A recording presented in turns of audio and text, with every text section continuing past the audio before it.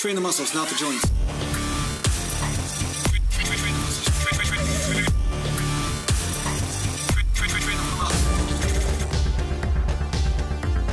Welcome back to Natural Bodybuilding Mountain. Today I'm going to talk to you a little bit about, I said those words too fast. So today I'm going to talk to you a little bit about bench pressing and just the other concept which I bring up from time to time, but basically, you know, there's a couple things really. Sometimes training a body part 2 days in a row can be useful. Sometimes it just deepens that mind-muscle connection as long as you're doing low enough volume. Like I always get guys in the comments talking about they train 10 sets or 15 sets and then they train the next day, it's like too much. Well, obviously, if you're super sore, you wouldn't want to do this. But I do these super high frequency sort of scenarios because I find it helps pump blood to the body. Now you can overdo this though.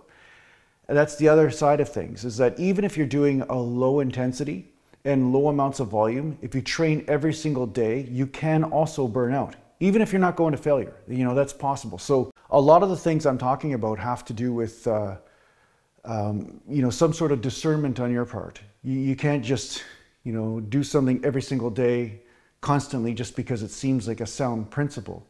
So in the end, you always want to compare this to your own personal experience and make sure that your body is resonating with it. You know, your body's actually responding to it in a positive way. And the way you can see positive results is through measurement, right? You're measuring your strength endurance, how you feel overall in the body, what your muscles look like, right? And yeah, in the end, I always believe, like I said in the last video, of cycling the intensity, cycling the rep ranges, and at the same time playing around with frequency. So for the most part of most of my bodybuilding career, I went to failure with all my sets, right? But what I'm finding right now is that if I don't go to failure in some sets and just do easy workouts once in a while, I end up with a greater positive effect. You know, maybe it's just in the well-being of the body. Maybe it's just in the motivation of showing up to the gym. But regardless, overall, I'm getting a better positive effect from once in a while doing these easy workouts.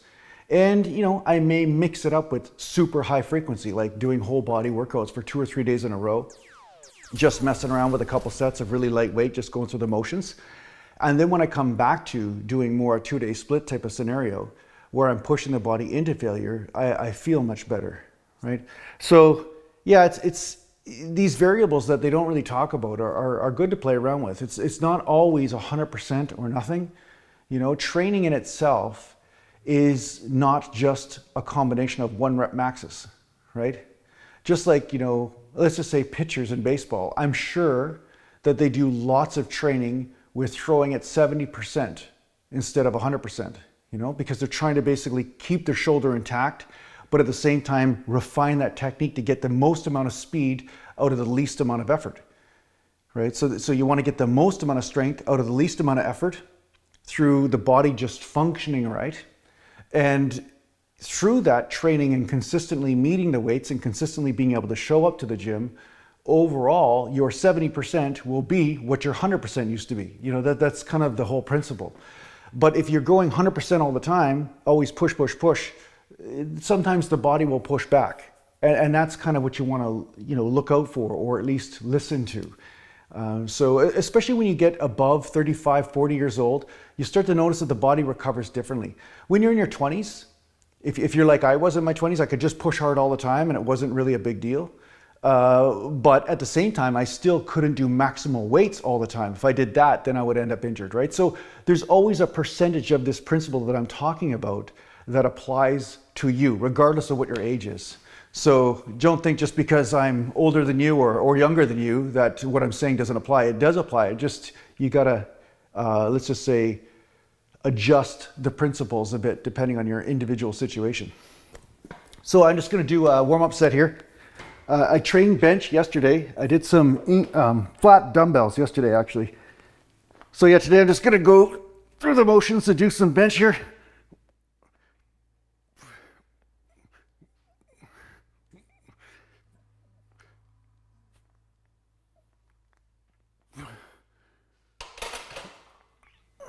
Okay, let's put some weight on here.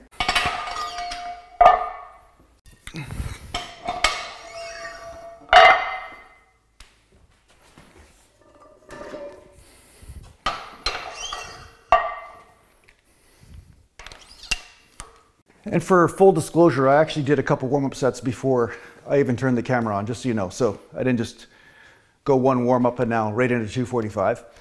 But lately I've been messing around with the bench press technique. So I'm going to do a set of bench presses, and then I'm going to talk to you a little bit about that, about when you might want to be creative with your technique and when you want to be more conservative.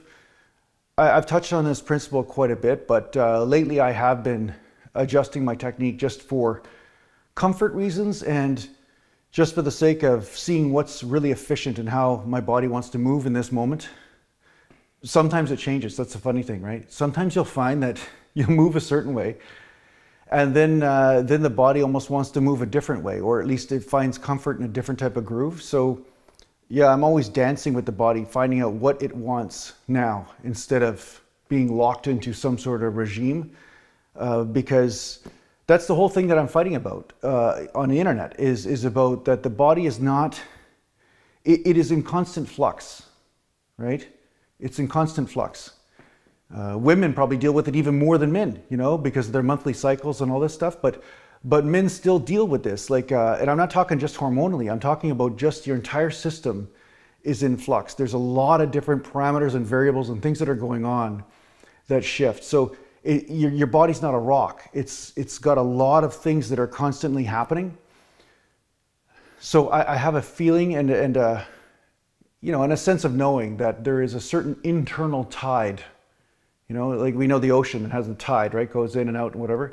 There's an internal tide, and depending on where that tide is will depend on what feels appropriate, you know, diet-wise, exercise-wise, recovery-wise, all that stuff. So yeah, I'm trying to use this more as a spiritual path than just a physical one.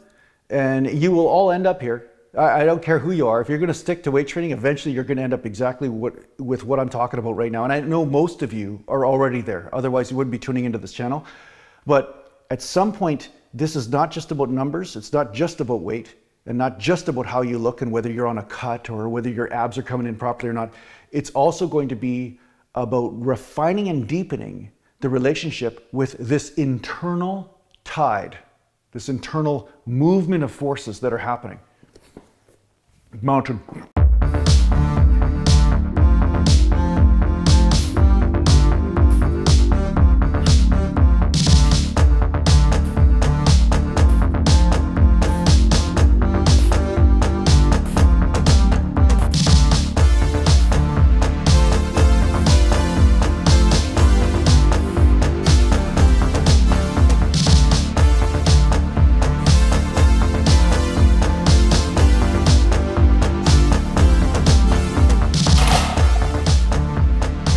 So that was a decent set with 245. And what I'm doing is, and this is the other thing I find funny about range of motion, right?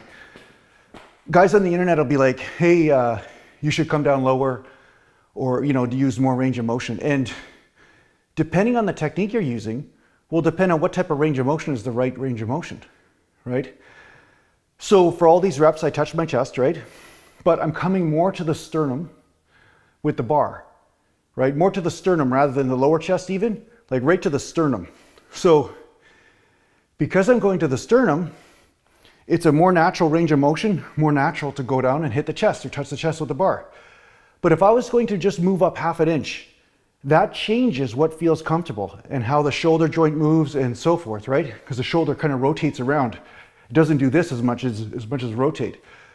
So this will change the range of motion. But you get these people that don't understand that talk to you about, regardless, no matter what you're doing, you touch your chest. That's not true, right? It's just not true. And it just depends on how you're built, of course, too. So that's one thing. The other thing I'm going to say is that when you want to touch your chest, or at least, you know, use the type of technique I use right now, that's a more appropriate technique to use for heavier weight.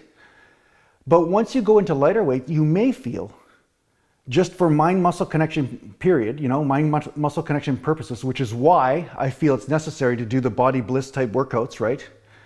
Because you can do more aggressive maneuvers and see exactly where you're getting the best mind-muscle connection with lighter weights. And these techniques, right, such as bringing the bar up a little bit higher on your chest and so forth, these techniques can be very dangerous if you're doing heavy weight. But with lighter weight, they might be the perfect thing, right? They might be the perfect way to get more mind-muscle connection and more activation and more isolation of the movement and more isolation of the muscle you're trying to hit. So technique is not this solid foundation thing, right? Technique is something to be negotiated depending on what your purpose is, like what your goal is, and also what intensity of weight you're working with. Now for powerlifting, they're trying to keep the same technique all the time because they don't worry about isolating muscles. They're more worried about refining that perfect technique for heavy lifting, period, right? But if you're worried about building muscle and possibly building a certain type of balance in the physique and so forth, you do want to deviate from your technique here and there just to test the body in other ways, but test it non-aggressively, you know, in a very, let's just say, gentle fashion.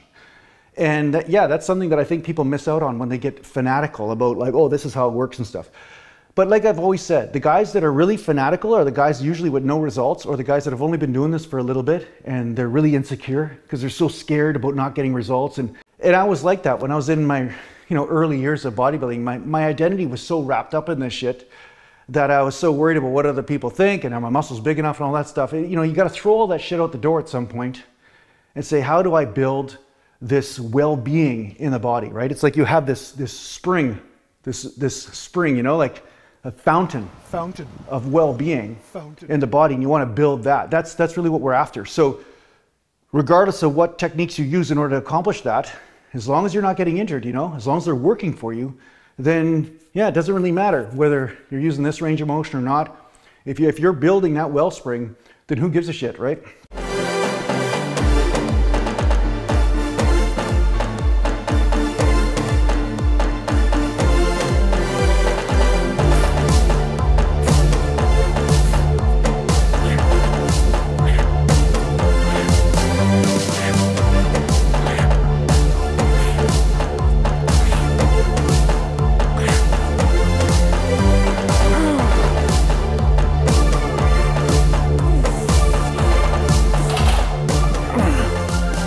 Mountain. So another thing I want to say is that when you're doing barbell bench and you're doing dumbbell bench, the technique will be different because with dumbbells, you're not locked into one sort of plane of movement, right? Because the bar kind of keeps your body from, adjusting this way. And also if there's an imbalance of one side going like this, then the other side has to compensate and pull and, so forth. So there's a whole other counterbalancing action happening when you're using a long bar. When you're using a dumbbell, that's not happening the same. So I would recommend not trying to be exactly the same when you're dumbbell pressing. You may flare the elbows a little bit more than you do with bench, right? Again, you always want to find out where you're feeling the forces and make sure you're feeling them on the muscle belly, not deep in the joints, right? But in the end, dumbbells are just a different animal than barbell. So when I did dumbbell bench yesterday, I feel the chest. I kept my elbows tucked just slightly, not totally flared, but just slightly. And I could feel this movement coming across like this really well in the chest. So today when I'm doing barbell, I feel like that muscle's already just slightly tight because I only did about 3 or 4 sets yesterday. It's slightly tight in the chest, but I'm not super sore in the chest, just a slight tightness. So now when I'm doing barbell bench, I don't feel like there's any danger of a pec pull or any of that kind of stuff going on. But if you're so sore, like just doing this is just like, I definitely don't recommend training that same body part the next day or the same exercise or whatever. If you're going to do it in the future, then I'd say cut down the amount of sets and cut down the intensity if you want to try a 2 days in a row body part type workout. All right. Let's do another set here.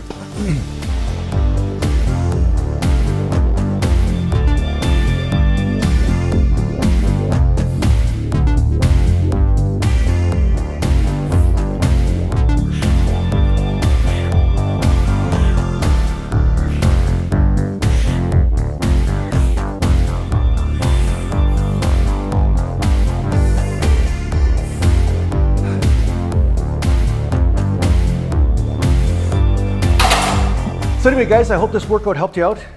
I hope these tips helped you out in your training. If you need to get a hold of me, just go to naturalbodybuilding.com and make sure you tune into the Patreon podcast. The link is in the description. So hope to see you guys on my Patreon page, and mountain.